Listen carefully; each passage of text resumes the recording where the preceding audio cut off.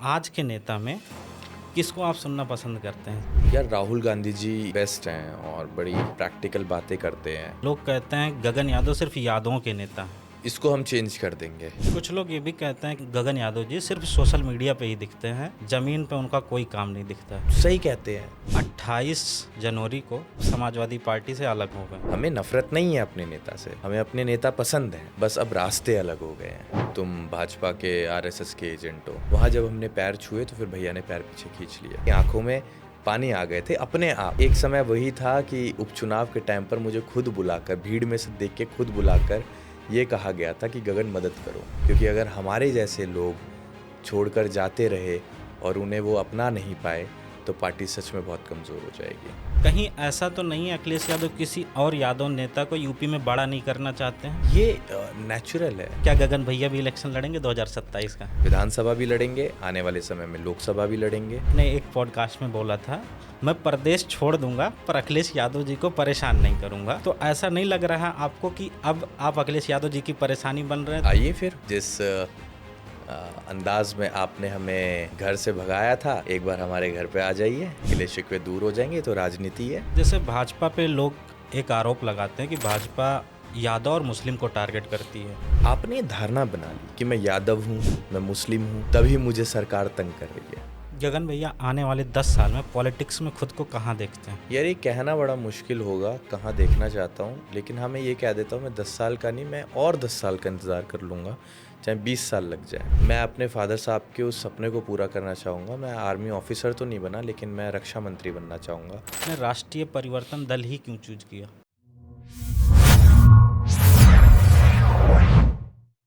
गगन भैया बहुत बहुत स्वागत है आपका।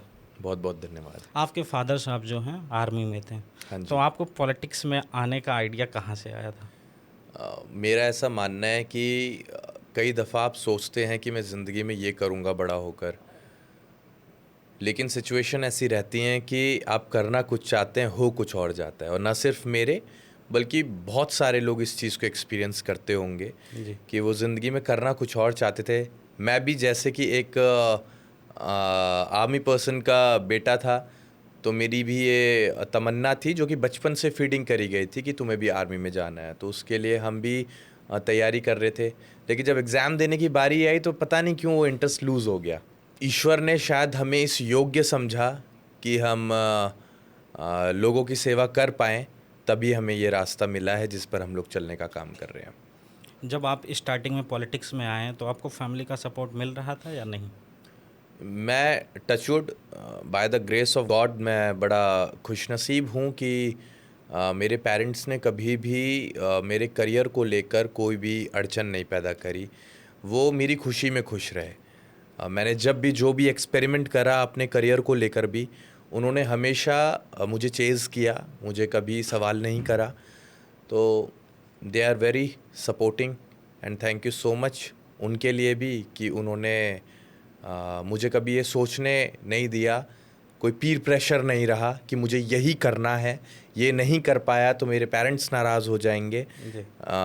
तो उनका बहुत सपोर्ट है। जैसे आप पॉलिटिक्स में जब नहीं थे उस टाइम पे आप कौन से नेता से इंस्पायर होते थे? सच बताऊं तो इंस्पिरेशन थी नहीं, क्योंकि जब आपका इंटरेस्ट नहीं होता है ना उस फील्ड में, तो आप किसी को अपना आइडल भी नहीं मानते हैं, किसी को आपने अपना मेंटोर भी नहीं बनाया था। तो एकदम डिफरेंट फील्ड में हम लोग थे, उससे एकदम स्विच करके हम पॉलिटिक्स में आए। तो तब कोई भी हमारे लिए आइडल नहीं था। और आज की भी अगर बात कर लें तो जो इंस्पिरेशन हमें हमारे नेताजी से मिलती है, श्रद्धेय नेताजी से, वो काबिल तारीफ़ है और बहुत कुछ सीखने के लिए हमें मिलता है कि कैसे एक किसान का बेटा राजनीति के शिखर तक पहुंचता है। जी। तो वो निसंदेह बहुत कुछ सिखाती हैं वो कहानियाँ, वो उनके लाइफ के जो भी चैलेंजेस थे उनसे बहुत कुछ सीखने के लिए मिलता है और वही इंस्पिरेशन है। आप कॉलेज टाइम से ही पॉलिटिक्स में थे या फिर कॉलेज के बाद आपने डिसाइड किया कि पॉलिटिक्स में जाना चाहिए? हम सोशल वर्क में थे, लेकिन पॉलिटिक्स में नहीं थे।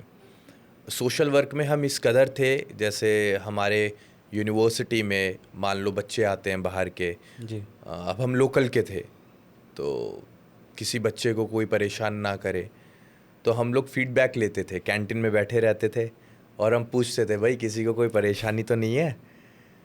कई लड़कियां आती थी, वो बताती थी कि फला लड़का है, वो स्टॉक करता रहता है, वो पीछा करता है, वो बहुत और सारी मैंने चीज़ें होती सुना हैं। है शायद आपकी डिग्री भी इसी वजह से नहीं मिली थी कि आपको कुछ ऐसा इंसिडेंस हुआ था। हाँ जी। तो फिर उनकी जब शिकायतें आती थी तो कहीं ना कहीं मुझे ऐसा लगता है कि वही हमारी एक स्टार्टिंग रही है, वही हमारा एक सोशल वर्क रहा है, सामाजिक कार्य रहा है जी। कि हमने लोगों की समस्याओं को सुना और उसका सल्यूशन निकालने पर फोकस किया। गहमा गहमी हो जाती थी लोगों को समझाने में, लड़ाई झगड़े हो जाते थे, तो लेकिन हमें ये संतुष्टि है कि हम कभी गलत के लिए नहीं लड़े। क्या इंसिडेंस था जिसकी वजह से आप अपना लास्ट सेमेस्टर का एग्ज़ाम नहीं दिए थे? हाँ, मैंने बीबीए कर रहा था उस टाइम पर, तो 6th सेमेस्टर का लास्ट एग्ज़ाम था और जितना भी इन 3 सालों में हमने लोगों के लिए आवाज़ उठाई कॉलेज में, यूनिवर्सिटी में, वो पूरा इकट्ठा हो गया और वो एकदम से उस लास्ट एग्ज़ाम में हमें देखने के लिए मिला कि जितने भी दुश्मन हमारे तैयार हो गए थे, जो कि बाहर के भी थे, उन्हें भी ये लगा कि अब तो हम निकल जाएंगे यहाँ से, हॉस्टल्स भी खाली कर देंगे, जो बाहर रहते हैं वो भी चले जाएंगे।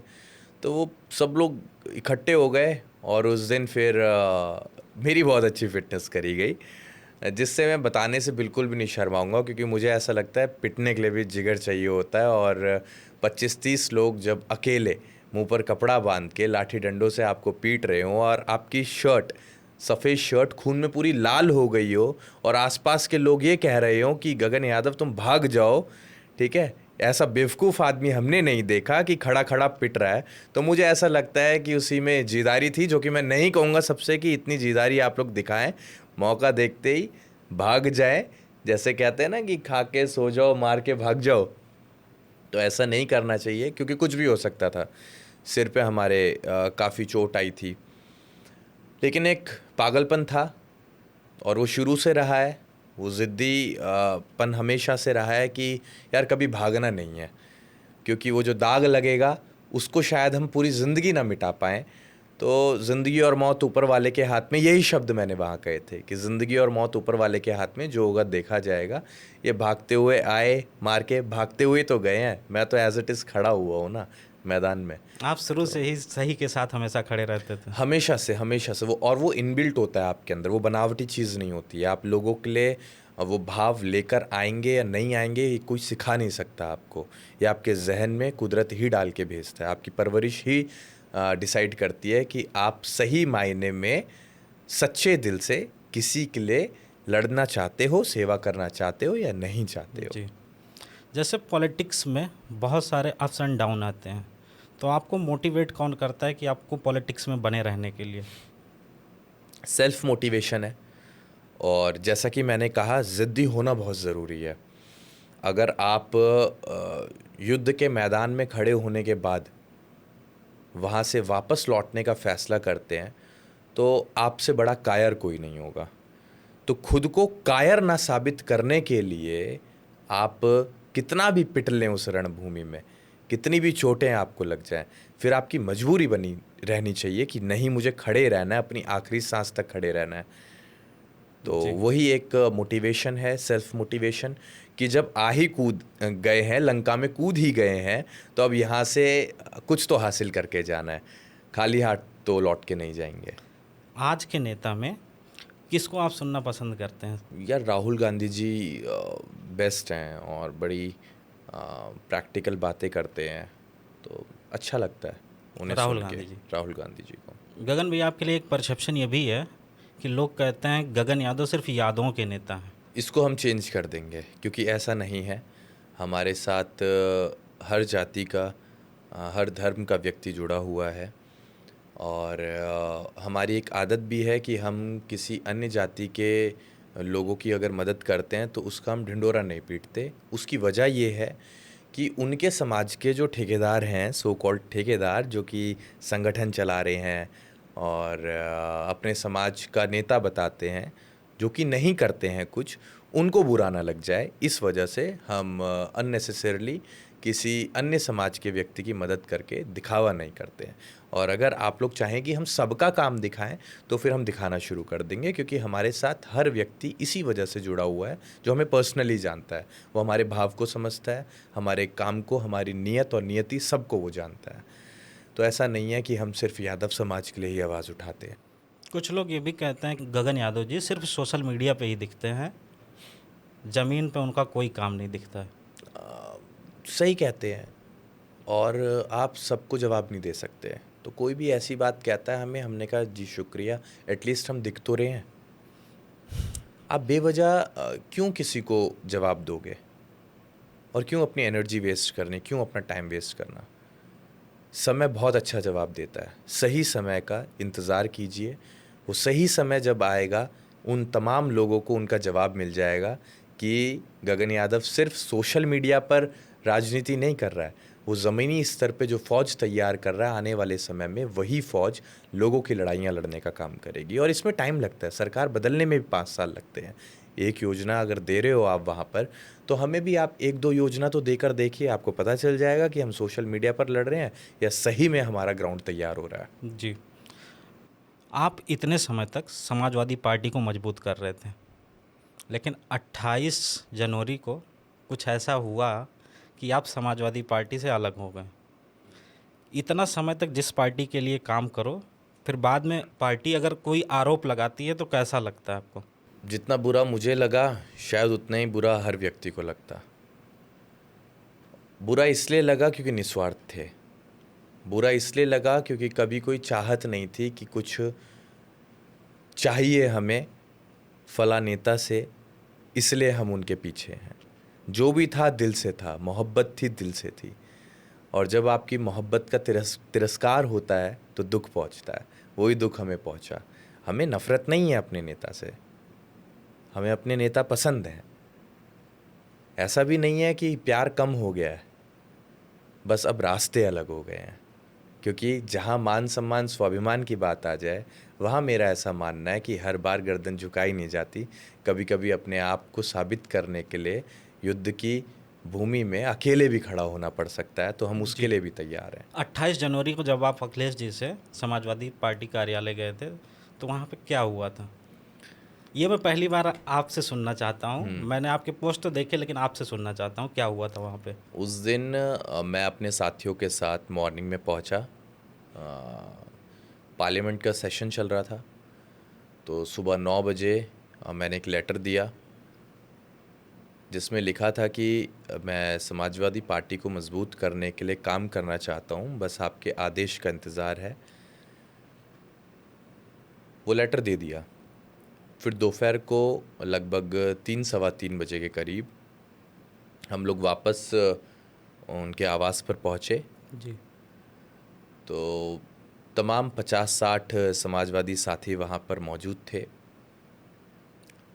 आदरणीय अखिलेश जी आते हैं और हमें देखते ही कहते हैं सभी के सामने, हे अब तुम हमसे बड़े नेता हो गए, अब तुम यादवों के नेता बनोगे।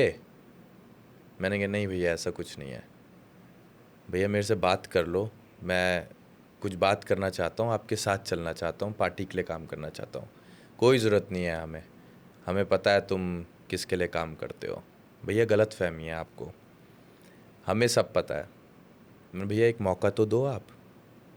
नहीं, हमें कोई मौका नहीं देना, तुम भाजपा के आरएसएस के एजेंट हो। मैंने कहा ये गलत हो रहा है भैया, ऐसा कुछ नहीं है। बस यही सब बातें हुई और उसके बाद जब हम बाहर गए तो 1-on-1 सबसे मिल रहे थे। अंदर 50-60 लोग थे जिन्होंने इतनी बात सुनी। फिर हमारे साथी थे, 1-on-1 सबसे मिल रहे थे। सिक्योरिटी गेट बंद कर रही थी, भैया बाहर खड़े हुए थे। वहाँ जब हमने पैर छुए तो फिर भैया ने पैर पीछे खींच लिए। फिर भी मैंने बड़ा इमोशनल वे में कहा, क्योंकि आपको बहुत ठेस पहुँची। और वो जो मोमेंट था वो शायद मुझे ऐसा लगता है कि आदमी कितना भी कठोर दिल का हो, जब वो कई सालों से किसी के पीछे रहा हो और एकदम से उसे अलग कर दिया जाए, तो वो एक ऐसा मोमेंट रहता है, वो फ्रिक्शन ऑफ सेकंड्स का खेल है जहाँ पर आदमी की आंखों में पानी भर आते हैं। तो वो एक ऐसा मोमेंट था कि मेरी आंखों में पानी आ गए थे अपने आप। ये नहीं किसी को दिखाने के लिए मैं किसी से सिंपैथी चाहता हूँ, हम लड़ने वाले लोग हैं। सिंपैथी कभी नहीं चाहेंगे कि हमें कोई हमारे आंसुओं को देख के हम पर एहसान करे। जी। हम लड़कर सब कुछ हासिल करना जानते हैं। लेकिन वो एक ऐसा मोमेंट था कि चंद भर के लिए ना चाहते हुए भी आंखों में पानी था, वो नमी थी आंखों में, और ऐसा लग रहा था कि कैसे समझा दूं मैं, कैसे इस कम समय में मैं एहसास करा दूं कि मैं आपका ही हूं। पीछे हटे और उन्होंने कहा सिक्योरिटी से, ए सुनो, पकड़ो इसे, ले जाओ, अब ये कभी आना नहीं चाहिए। दिल टूट गया, क्योंकि एक समय वही था कि उपचुनाव के टाइम पर मुझे खुद बुलाकर, भीड़ में से देख के खुद बुलाकर ये कहा गया था कि गगन मदद करो। हमने कहा भैया कहाँ की जिम्मेदारी देंगे आप? कहा तुम बताओ कहाँ की चाहिए, एक कोई भी। मैंने कहा 9 की 9। अरे नहीं, कोई एक बताओ। मैं 9 की 9, चलो ठीक है 2 बता दो। और ये तमाम वो लोग जानते हैं जो उस वक्त मौजूद थे। अभी कैमरे से कुछ भी नहीं छुपता है, ये बात बाहर जाएगी तो लोगों को पता चलेगा कि थे वहाँ सैकड़ों की संख्या में लोग कार्यालय में जिन्होंने ये बात कहते हुए खुद सुना था। लेकिन हम इन बातों का ढिंढोरा नहीं पीटेंगे, जो हो गया हो गया। कभी ना कभी उन्हें एहसास हो, हम तो चाहते हैं कि हो, क्योंकि अगर हमारे जैसे लोग छोड़कर जाते रहे और उन्हें वो अपना नहीं पाए तो पार्टी सच में बहुत कमज़ोर हो जाएगी। तो सबको साधने का प्रयास तो उन्हें करना पड़ेगा, और ये चीज़ सीखनी पड़ेगी कि कैसे एक छोटे से कार्यकर्ता का भी दिल रखा जाता है, कैसे उसकी मेहनत को भी अप्रिशिएट किया जाता है, बिना ये देखे कि क्या ये यादव समाज से ही आता है और इसकी राजनीतिक महत्वाकांक्षा कितनी है। क्या फ़र्क पड़ता है? ताकतवर तो वो है ना, पावरफुल तो वो आदमी है जो अपनी ताकत को बांट दे। मैंने तो यही सीखा है। हमारे नेता आदरणीय डीपी यादव जी कहते हैं, और मुझे बड़ी अच्छी लगी उनकी ये बात, उन्होंने मेरे को बैठा के कहा कि गगन, जब ताकत आ जाए ना, ताकत लोगों में बांट देना। लोगों में ताकत बांटने से तुम्हारी ताकत बढ़ेगी। ये मत सोचना कि ताकत सिर्फ अपने तक सीमित रखूं। तो ये बहुत अच्छी बात बताई उन्होंने मुझे। जी। कहीं ऐसा तो नहीं है अखिलेश यादव किसी और यादव नेता को यूपी में बड़ा नहीं करना चाहते हैं?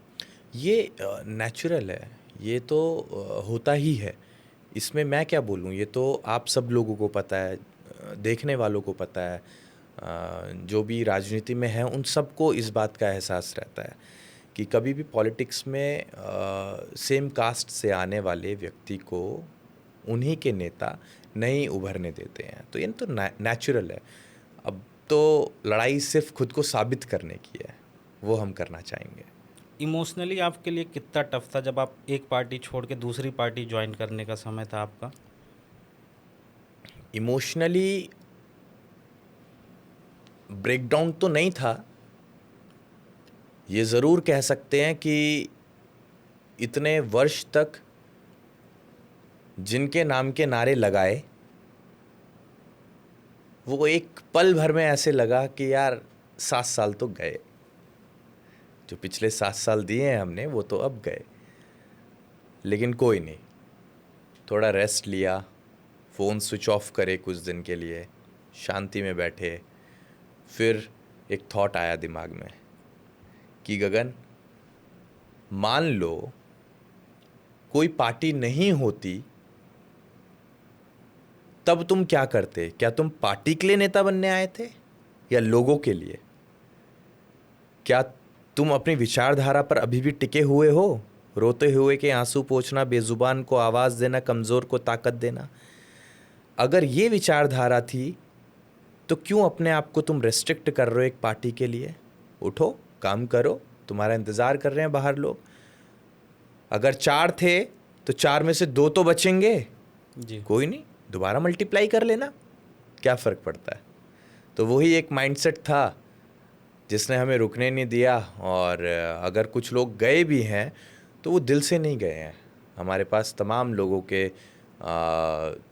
फ़ोन्स आते हैं, मैसेजेस आते हैं, वो कहते हैं हमें दिखाने की वजह से उनकी तरफ वो करना पड़ता है, लेकिन आपसे भी हमें प्यार है। तो बस मैंने कमा लिया जितना कमाना था। अगर आज भी लोगों को हमारे लिए वो प्यार उनके जहन में है, तो मुझे ऐसा लगता है कि 7 साल वसूल हो गए। फिर उन लोगों को नज़र तो आया कि हाँ, सच्चा था ये आदमी। उस टाइम पे आपको बहुत सारी पार्टी के ऑफ़र आए होंगे, लेकिन आपने राष्ट्रीय परिवर्तन दल ही क्यों चूज किया? सिर्फ ये देखते हुए कि एक ऐसे भी नेता हैं हमारे समाज में जिन्होंने कभी श्रद्धेय नेताजी को, मुलायम सिंह यादव जी के हाथों को मजबूत करने का काम किया था, जिन्हें आज लोग भूल चुके हैं। तो ज़रूरी है इस युवा शक्ति को दोबारा उस दिशा में लेकर आएं और दोबारा उन्हें बताएं कि देखिए, कुछ ऐसे महान लोग भी थे जिनकी वजह से आपके नेताजी नेताजी बने। तो एक मौका उन्हें भी दिया जाए और उन्हें भी जाते जाते खुश किया जाए। आज हमारे बीच श्रद्धेय नेताजी नहीं है, लेकिन ऐसे महान लोग जिन्हें समाज ने अलग अलग नाम दिए, किसी ने बाहुबली कहा, किसी ने माफिया कहा, किसी ने डॉन कहा, लेकिन किसी ने उन्हें ये नहीं कहा कि यार लोगों की लड़ाइयाँ दिल से ये लड़ रहे थे। और जब आदमी ताकतवर होता है ना, तो आप पर दाग लगते हैं। वही दाग हमारे नेता पर लगे, डीपी यादव जी पर लगे। जैसे जैसे ताकत बढ़ती गई, लोगों ने आरोप लगाना शुरू कर दिया। मुझे बताते हुए बेहद खुशी होगी कि आज मुलायम सिंह यादव जी अगर इस प्रदेश के मुख्यमंत्री रहे, जी रक्षा मंत्री तक पहुंचे इस देश के, जी। तो कहीं ना कहीं उसमें योगदान आदरणीय डीपी यादव जी का भी रहा, जिन्होंने इनिशियल स्टेज पर उन्हें मजबूत करने का बहुत काम किया था, चाहे वो फाइनेंशियल हम बात करें या किसी भी रूप से हम बात करें। जनरली जो परसेप्शन है डीपी यादव सर को लेके, उनका एक बाहुबली की छवि बनी हुई है। तो उस परसेप्शन से आप लोग कैसे लड़ेंगे?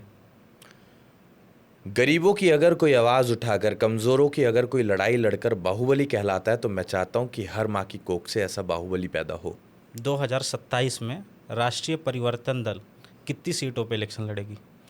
उसको लेकर हम लोग अभी चर्चा कर रहे हैं और जल्दी हम लोग अनाउंस भी करेंगे। बाकी अभी लड़वाएंगे ये तय है, लेकिन कितने लड़वाएंगे, किस सीट पर लड़वाएंगे, इसको लेकर हम लोग कभी बाद में बात करेंगे। तो मैं ये पूछना चाहूँगा, क्या गगन भैया भी इलेक्शन लड़ेंगे 2027 का? आप क्या चाहते हैं, लड़ना चाहिए मुझे? बिल्कुल लड़ना चाहिए। तो लड़ेंगे, विधानसभा भी लड़ेंगे, आने वाले समय में लोकसभा भी लड़ेंगे, और न सिर्फ सदन की कुर्सी पर आराम करने के लिए, बल्कि आपकी लड़ाइयों को मजबूती से लड़ने के लिए हम चुनाव लड़ेंगे। जी। आपको मैंने देखा था, आपने एक पॉडकास्ट में बोला था, मैं प्रदेश छोड़ दूंगा पर अखिलेश यादव जी को परेशान नहीं करूंगा। तो ऐसा नहीं लग रहा आपको कि अब आप अखिलेश यादव जी की परेशानी बन रहे हैं 2027 में? आइए फिर, जिस अंदाज में आपने हमें अपने घर से भगाया था, एक बार हमारे घर पे आ जाइए, गिले शिकवे दूर हो जाएंगे। तो राजनीति है, हम कोई कसम खा के तो नहीं बैठे हुए, लेकिन अब हम नहीं जाएंगे। मतलब 2027 में गठबंधन हो सकता है आप लोग का, या आप समाजवादी पार्टी में जाएंगे या राष्ट्रीय परिवर्तन दल में रह के गठबंधन के साथ हाँ, जाएंगे? वो हमारे नेता आदरणीय डीपी यादव जी डिसाइड करेंगे। और वो हालांकि कहते भी हैं कि गगन तुम हमें बता देना जो भी स्टैंड रहे। फिर भी मैंने कहा कि आप बता देना कि गगन किस तरफ जाए। अगर आपको लगता है कि हम पार्टी का अलायंस फला पार्टी से करके आगे चलें, तो जो आपका इशारा रहेगा हम वो करेंगे। अगर अखिलेश जी भी हमारे पास आते हैं और आपसे कहते हैं, मेरे को भाई, मैं उनकी पार्टी में आया हूँ, तो मैं अपने आप को बड़ा नेता नहीं समझता ना कि मैं खुद ही सारी अथॉरिटीज़ ले लूँ कि मैं ही करता धरता हूँ, मैं ही बताऊँगा अब किसके साथ जाना है, किसके साथ नहीं। हमारे बड़े नेता जब तक बैठे हैं, आप उनसे पूछेगा, अगर डीपी जी कहते हैं कि हाँ मिल के हम लोग चल सकते हैं, तो ज़रूर चलेंगे। तो ये राष्ट्रीय परिवर्तन दल का गठबंधन भाजपा से हो सकता है? या पर्सनली अगर मैं कहूँ तो मेरी विचारधारा थोड़ी सी मिसमैच हो जाएगी, जो कम लोग समझ पाते हैं। लोगों को लगता है हम भाजपा के एजेंट हैं, लेकिन उनके लगने से क्या होता है? सच्चाई तो हम लोग जानते हैं, हमसे जुड़े लोग जानते हैं। लड़ाई राजनीति में विचारधारा की है। शायद हमारी विचारधारा वहाँ पर मेल नहीं खा पाएगी, लेकिन फिर भी जो भी मेरे नेता का फैसला रहेगा उस पर अमल किया जाएगा। जैसे हर पार्टी की अपनी एक आइडियोलॉजी होती है, तो आपने अभी समाजवादी पार्टी से अलग हो गए हैं, तो आप किस विचारधारा के थ्रू लोगों को जोड़ेंगे?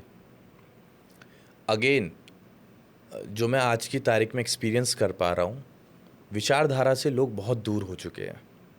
जी। अब वैचारिक लड़ाइयाँ ख़त्म हो चुकी हैं। कास्ट और अब रिलीजन की लड़ाइयाँ ज़्यादा आ गई हैं। ये तो हमेशा से रही है, अब और ज़्यादा हो गई है।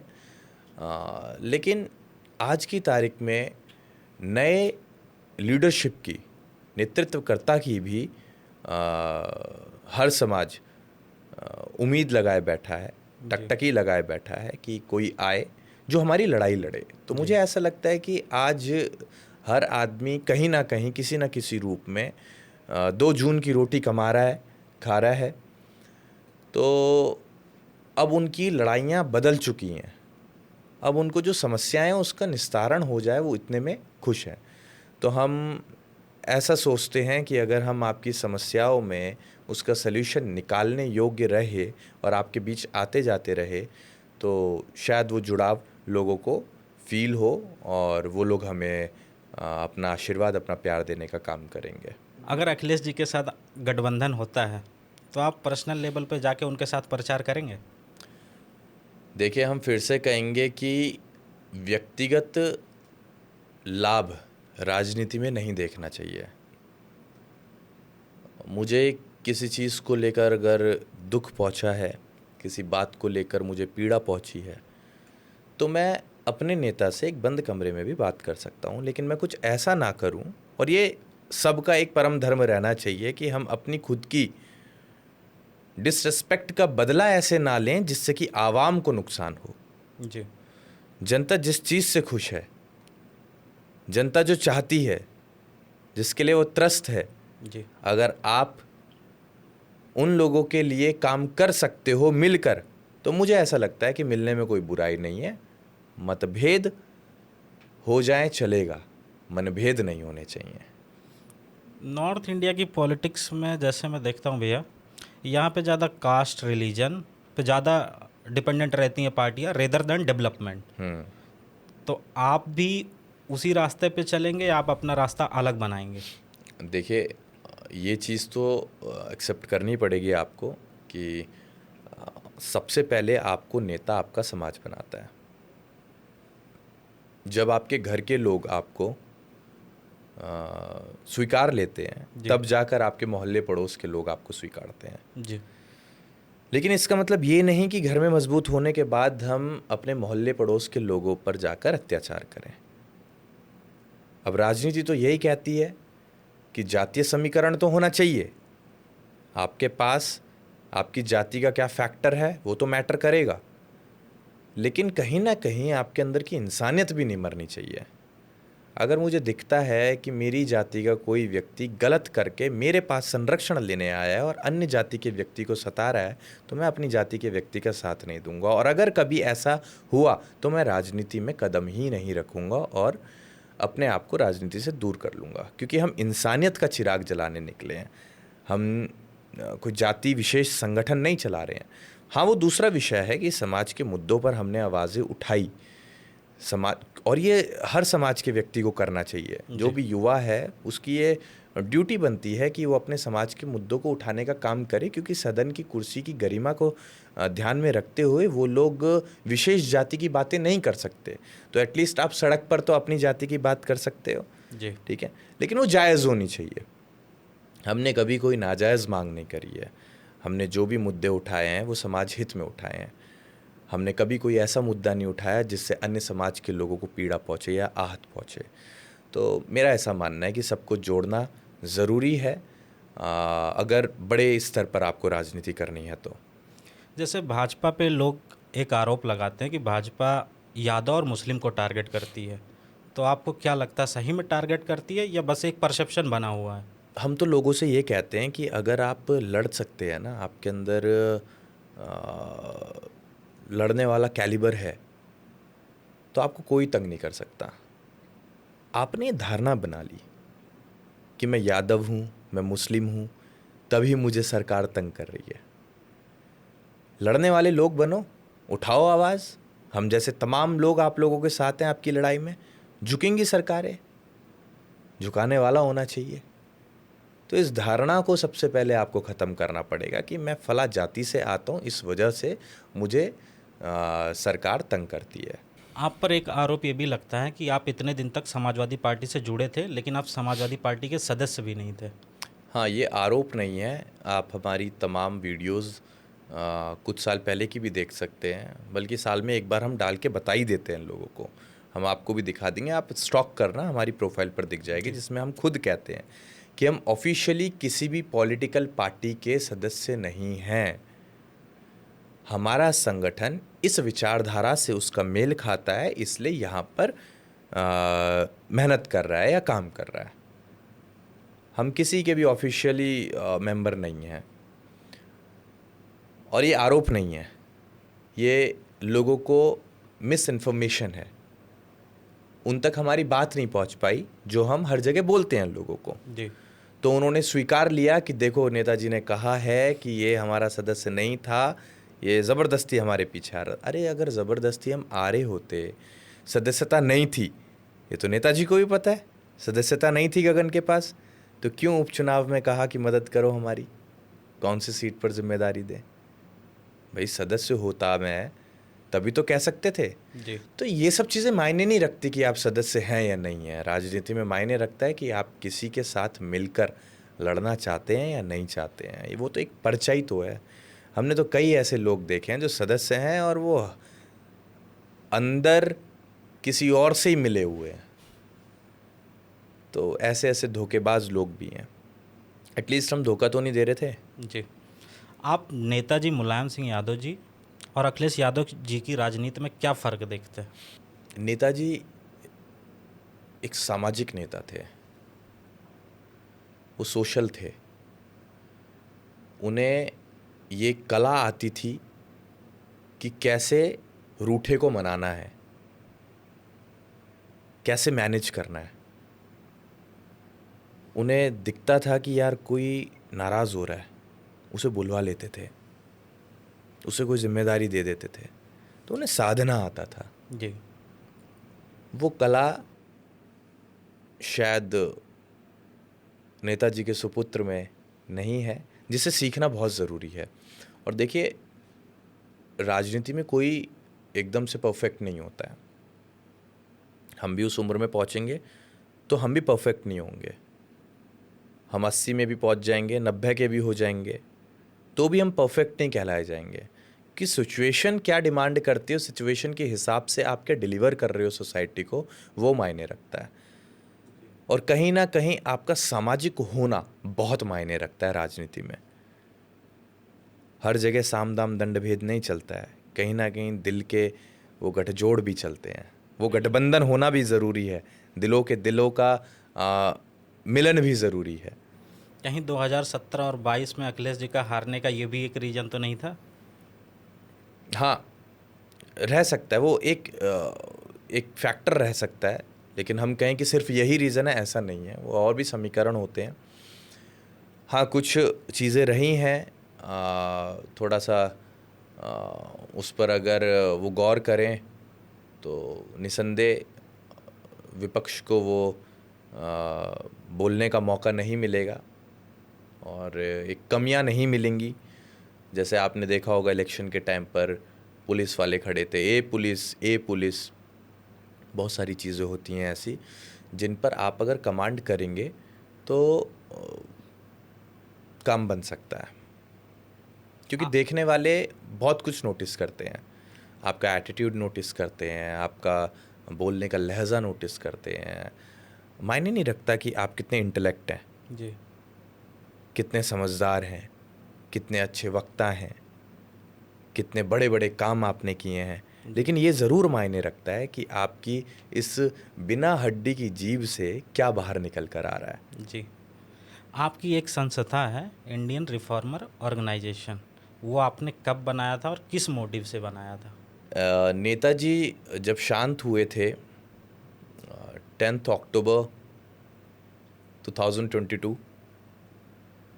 उस वक्त मैं मेदांता हॉस्पिटल में ही था और नेताजी की मान्यता बताई जाती है कि केला देवी मंदिर है संभल में, वहाँ पर उनकी मान्यता थी।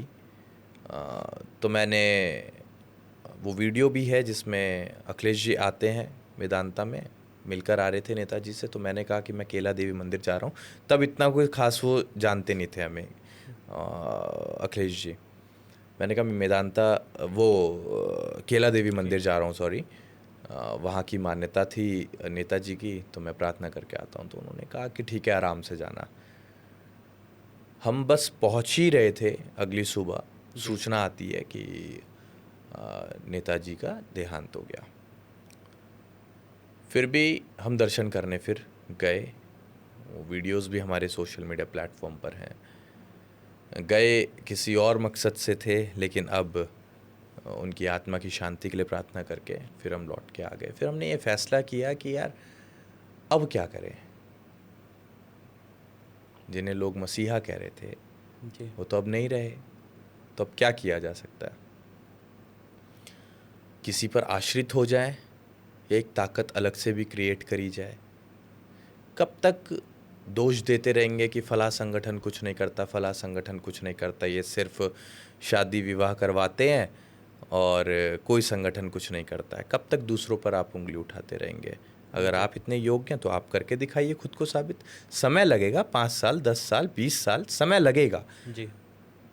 लेकिन आप अगर सही मायने में बदलाव चाहते हैं तो आप खुद ही आ जाइए मैदान में। तो नेताजी को प्रेरणा स्रोत मानते हुए हमारा वो कॉलम है इंस्पिरेशन वाला, सोर्स ऑफ इंस्पिरेशन वाला, उसमें बाकायदा नाम लिखा हुआ है मुलायम सिंह यादव। तो उन्हीं को इंस्पिरेशन मानते हुए हमने ये संगठन बनाया और युवाओं को, नौजवानों को तैयार करने के लिए हम निकल पड़े। और हमारा ऐसा मानना नहीं था कि एक पेड़ भी हम लगाएंगे। हम एक ऐसी फौज खड़ी करेंगे जो एक रिमोट एक्सेस पर वो काम करती रहे, तब बड़े स्तर पे आप काम कर पाएंगे। इसलिए शायद कुछ लोग कह देते होंगे कि गगन तो सिर्फ इंस्ट्रक्ट करता है या सिर्फ सोशल मीडिया पर ही बोलता है, लेकिन नीचे की जो फौज तैयार हो रही है, जो सेना तैयार हो रही है, वो एक रिमोट एक्सेस पर काम करेगी। आप कहोगे कि भाई 1000 पेड़ लगने चाहिए, जी। तो वो 1000 पेड़ आप नहीं लगाओगे, क्योंकि आप तो रोज़ चल रहे हो ना इधर उधर। जी। आपका कार्यक्षेत्र बढ़ चुका है, आपको तमाम लोगों के सुख दुख में भी जाना है। आप कहोगे कि भाई यहाँ गरीब बच्चे हैं, इनके लिए कुछ व्यवस्था होनी चाहिए, तो आपका एक ऐसा सिस्टम क्रिएट हो चुका हो जिस सिस्टम से वो काम ऑटोमेटिकली हो जाए, आपको एक्टिवली ना आना पड़े। जी। तो उसी सिस्टम को क्रिएट करने के लिए हम लोग इस चैनल के थ्रू, इस संगठन के थ्रू चल पड़े थे, जिसमें हमारा उद्देश्य जो मेन था, यूथ इन पॉलिटिक्स। क्योंकि राजनीति ही डिसाइड करती है कि इस देश में सिस्टम कैसे चलेगा, बच्चा क्या पढ़ेगा, क्या खाएगा, सब कुछ राजनीति ही डिसाइड करती है। तो क्यों ना जड़ों पर ही काम किया जाए, क्यों ना फौज राजनीति वाली ही तैयार की जाए जी। कि वो बड़े स्तर पे कुछ बदलाव ला पाएँ। जो आज के यूथ पॉलिटिक्स में आना चाहते हैं, उनको आप क्या एडवाइस देना चाहेंगे? बी हम्बल, पॉजिटिव एटीट्यूड रखो, माइंडसेट आपका बड़ा स्ट्रांग होना चाहिए और आपके अंदर भाव होना चाहिए। अगर भाव नहीं है आपके अंदर तो आप लोगों की लड़ाइयाँ नहीं लड़ पाओगे। तो मैं तो हर नौजवान साथी को यही कहना चाहता हूँ कि किसी भी लड़ाई को लड़ने से पहले उसके भाव को अपने अंदर लाने का आप काम करें, तभी शायद आप मजबूती के साथ किसी की लड़ाई को लड़ पाएंगे। अगर भाव नहीं है तो फिर दिखावटी चीज़ें रह जाएंगी। स्टार्टिंग में पॉलिटिक्स में आने के लिए पैसा कितना इम्पोर्टेंट होता है? पैसा बहुत मायने रखता है, लेकिन ये भी नहीं है कि सिर्फ पैसा ही मायने रखता है। जी। कहीं ना कहीं आपका पागलपन बहुत मायने रखता है, आपका जुझारूपन बहुत मायने रखता है। और अगर आपके अंदर वो सनक है, वो पागलपन है, तो मुझे ऐसा लगता है कि पैसा ऑब्स्टेकल नहीं है, पैसा कोई रुकावट नहीं बनेगा आपके लिए। ये सब चीज़ें बाय प्रोडक्ट हैं। जी। जिस दिन आप अपनी जगह बना लेंगे, आपके पास ये व्यवस्थाएं खुद आने लगेंगी। कितने बड़े बड़े नेता हैं, क्या वो घर से लेके आए हैं पैसा? घर का कोई एक रुपया नहीं लगाता राजनीति में। लेकिन जब लोग स्वीकार लेते हैं तो उसके बाद आपके पास वो व्यवस्थाएं खुद आने लगती हैं। तो अभी खुद को साबित करने की लड़ाई है। जब साबित हो जाओगे आप, उस दिन से सब कुछ होने लगेगा। जनरली आजकल जो पार्टीज टिकट देती हैं वो पैसे लेके टिकट देती है, ऐसा परसेप्शन है। यही दुर्भाग्य है राजनीति का कि आज की तारीख में सब कुछ मॉनेटरी टर्म्स में डिसाइड करने लगे हैं हम लोग, और ना सिर्फ हम बल्कि बड़ी बड़ी पार्टीज़। आप किसी भी पार्टी में चले जाओ, आपको टिकट चाहिए, इतना पैसा दे दो। पार्टी को घमंड हो चुका है कि मेरे चेहरे पर वोट पड़ेंगे, मेरे चुनाव चिन्ह पर वोट पड़ेंगे, और जनता ने स्वीकार लिया है। जनता ने स्वीकार लिया कि फला नेताजी के चेहरे पर ही, इनके सिंबल पर ही हम अपने इस कैंडिडेट को जिताएंगे। अरे भैया, आप एक नज़र अपने कैंडिडेट पर भी तो डालो। क्या वो योग्य है, नहीं है? क्या वो आपकी लड़ाइयाँ लड़ सकता है, या आपको भी वो बीच सड़क पर आने वाले समय में छोड़ सकता है? एक बार एनालाइज तो कीजिए आप। और ये जल्द लोग समझने लगेंगे कि सिंबल पार्टी का, ये चेहरा उस बड़े नेता का जी। मायने नहीं रखना चाहिए। मायने रखना चाहिए कि आपके क्षेत्र में कौन आपके बीच आया है। और जब ऐसे लोगों को स्वीकारने लगेंगे, वो जनता स्वीकारने लगेगी ऐसे नेताओं को, तो मुझे ऐसा लगता है कि फिर पार्टी कार्यालय में आपको बोरा भर भर के पैसा नहीं देना पड़ेगा, क्योंकि जनता की आवाज़ उठकर आ रही है अब। जो वोटर्स हैं, जो वोट करने जाते हैं, आप उनको क्या सजेशन देंगे? क्या देख के उनको वोट करना चाहिए? पार्टी देख के या अपना कैंडिडेट देख के? आगे ना तो पार्टी देख के, ना जाति देख के। कैंडिडेट देख कैंडिडेट की भी जाति देख के लोग वोट लोग डालते करते हैं। हैं। तो उसकी ईमानदारी देखकर, उसके भाव देखकर, जी। उसका आपके प्रति समर्पण देखकर, उसका आपके लिए कुछ कर गुजरने का त्याग देखकर, इन तमाम फैक्टर्स पर जब आप श्योर हो जाएं, जी। तब अपने नेता को चुने। फिर चाहे वो किसी पार्टी से आता हो, किसी जाति से आता हो, फिर वो मायने नहीं रखना चाहिए। गगन भैया, आपके लाइफ का सबसे टफेस्ट फेज क्या था और आपने उसको कैसे हैंडल किया? कहीं वो 28 जनवरी ही तो नहीं था? नहीं, हम इतने कमज़ोर नहीं रहे कि ऐसी घटनाओं को हम अपने ऊपर हावी होने दें। तो वो तो ज़्यादा बड़ी कोई घटना नहीं थी, वो सिर्फ़ एक सीख थी। वो सिर्फ़ एक ईश्वर द्वारा हमें दूसरा रास्ता भी दिखाया जा रहा है। तो ऐसा कुछ नहीं था कि वो टफेस्ट था। हाँ, अगर हम बात करें कि सबसे ज़्यादा टफेस्ट फेज़ कौन सा रहा, तो वो जी। मैं स्कूल में था। तो मेरे फादर साहब की ये तमन्ना रही थी शुरू से ही कि मैं भी आर्मी में जाऊं। तो फिर मिलिट्री स्कूल का उन्होंने मेरा एग्ज़ाम फॉर्म वॉर्म फिल किया। मुझे बिल्कुल इंटरेस्ट नहीं था कि मैं घर छोड़ के जाऊं बोर्डिंग में, लेकिन उनके कुछ सपने थे। उन्होंने सोचा था कि यार मेरा बच्चा भी फ़ौज में जाएगा, सिक्योर हो जाएगा। तो हर पेरेंट्स अपने हिसाब से उन सपनों को देखते हैं कि मेरा बेटा होगा, मैं अपने बेटे को भी, क्योंकि मैं अकेला हूँ, ठीक है, तो उन्हें भी कुछ उम्मीद रही होगी कि ये भी आर्मी ऑफिसर बनेगा। तो मैंने जब मैं कभी बड़े मंच पर उस चीज़ को हासिल करने के बाद ये बताना चाहता था, तो वो एक ऐसा फेज़ रहा जहाँ पर मैंने सीरियस नहीं लिया उनके इमोशंस को। एग्ज़ाम भी मैंने अच्छे से नहीं दिया कि घर छोड़ के बोर्डिंग जाना पड़ेगा।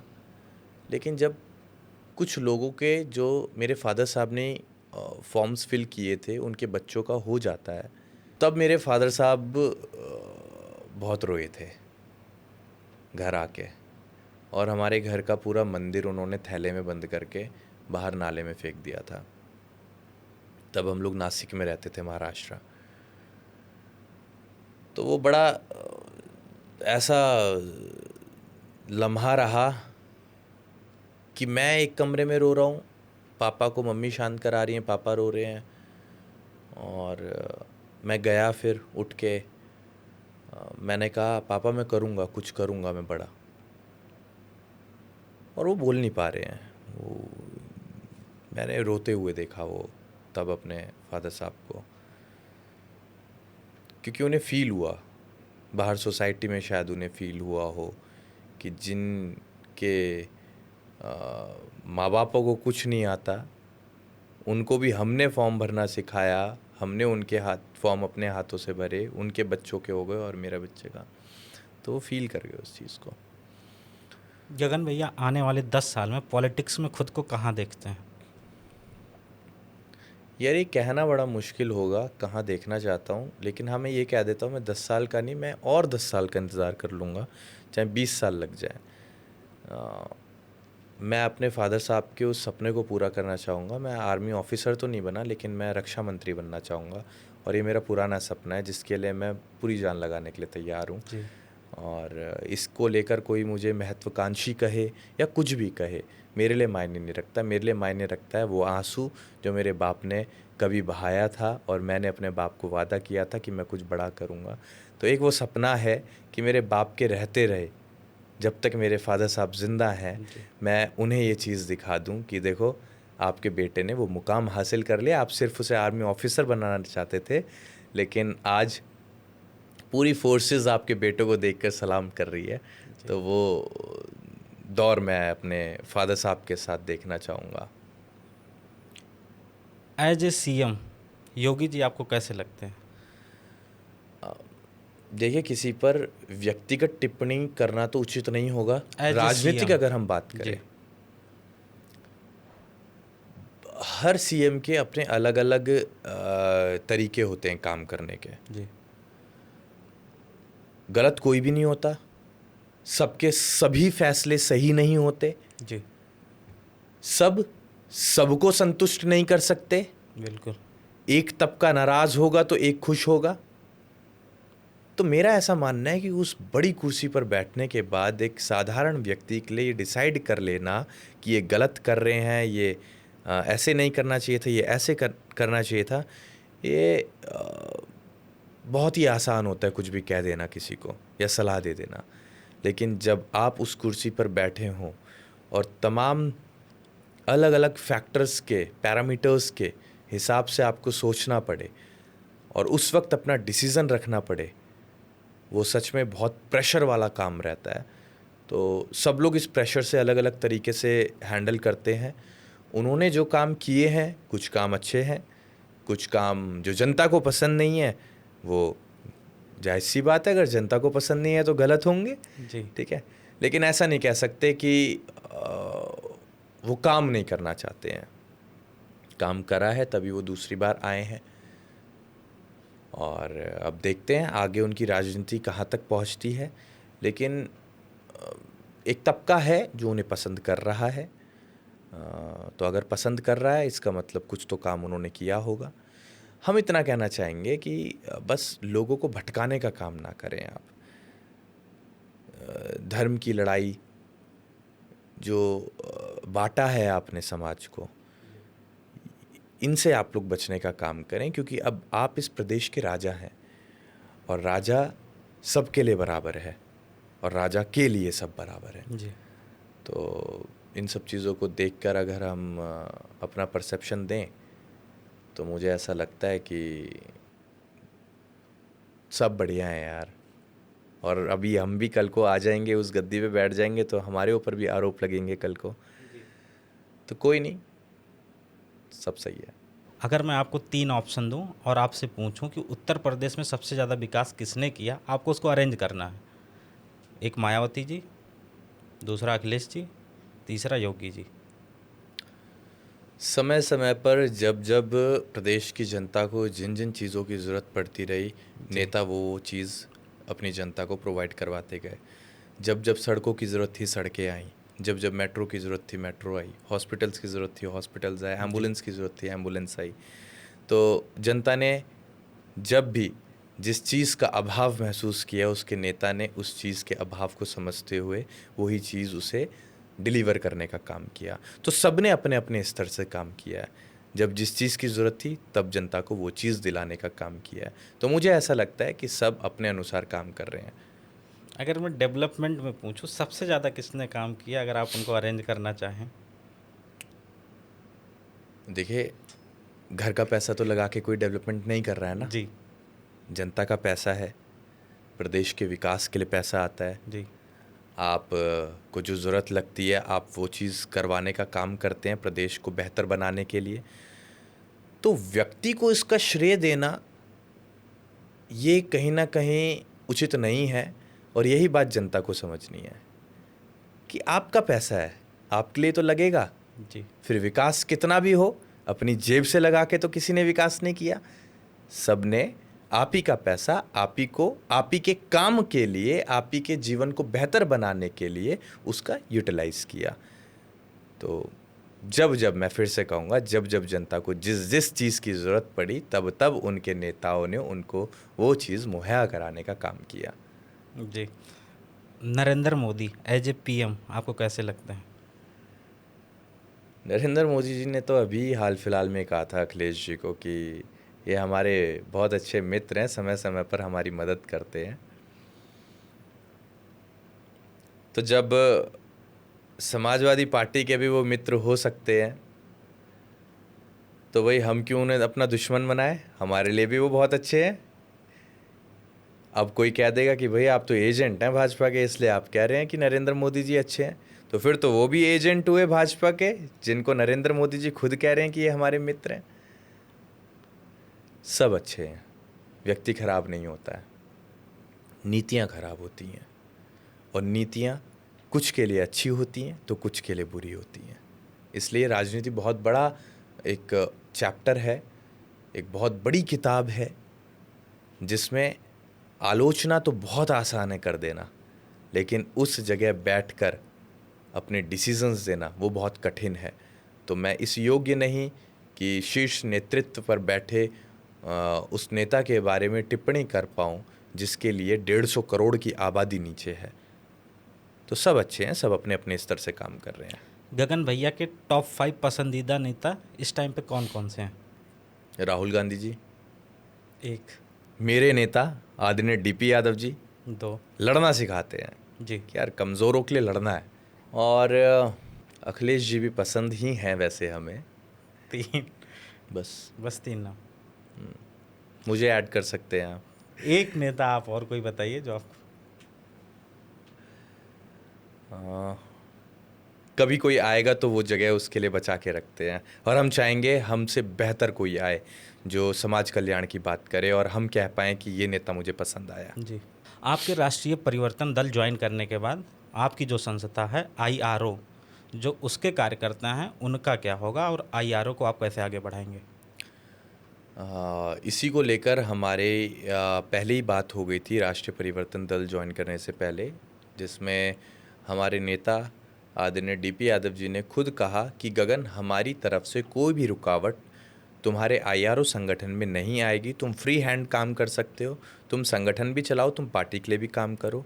हम कभी भी इंटरफेयर नहीं करेंगे तुम्हारे तरीक़ों में, किस तरीके से तुम काम करते हो। अब आती है बात हमारे साथ जुड़े उन नौजवान साथियों की जो उम्मीद लगा के बैठे हैं कि आईआरओ संगठन से या इसके माध्यम से हम कुछ करेंगे कल को, या अपना भविष्य वो तलाश रहे हैं। तो उनके लिए मैं कह देना चाहता हूँ कि हम एज़ इट इज़ रहेंगे जैसे हम थे। जो हमारा सपना था यूथ इन पॉलिटिक्स, नेता तैयार करना, एक ऐसी फैक्ट्री बनाना, एक ऐसी मशीन बनाना जी, जो उसी समर्पण भाव त्याग वाले उन नौजवान साथियों को तैयार करे जो लोगों की लड़ाइयाँ लड़ने का काम करें, ऐसी हम मशीन बनाते रहेंगे और अपने संगठन के माध्यम से ऐसे नेता हम नौजवान साथी तैयार करते रहेंगे, जिसमें कोई भी दल की मुझे ऐसा लगता है कि हम इंटरफेरेंस नहीं आने देंगे। वो सेपरेट चलता रहेगा संगठन, और आने वाले समय में इस संगठन को भी हम बहुत मजबूत करेंगे, जिससे कि नौजवान साथियों को कभी किसी पॉलिटिकल पार्टी की तरफ ना देखना पड़े कि ये लोग हमारी मदद करेंगे, या सत्ता जब आएगी 5 साल में, 10 साल में, 20 साल में, तो उन्हें इंतज़ार ना करना पड़े। जी, वो अपनी लड़ाइयों को, तमाम लड़ाइयों को खुद इतने सक्षम हो जाएं इस संगठन के माध्यम से कि वो लड़ पाएँ। इस काबिल हम उन्हें बनाने का काम करेंगे और इस संगठन को बनाने का काम करेंगे। अभी भैया हमारा एक रैपिड फायर है, वन लाइनर आपको बोलना है जो मैं पूछूंगा। अखिलेश यादव, राहुल गांधी? दोनों ही अच्छे हैं। वन लाइनर है भैया। नेशन वाइज अगर देखा जाए तो राहुल गांधी जी। राहुल गांधी या अरविंद केजरीवाल? राहुल गांधी। राहुल गांधी या Narendra Modi? Rahul Gandhi. Thank you so much Gagan भैया हमारे इस पॉडकास्ट में You're आने के most लिए। welcome. My best wishes are always with you. Keep shining and keep growing.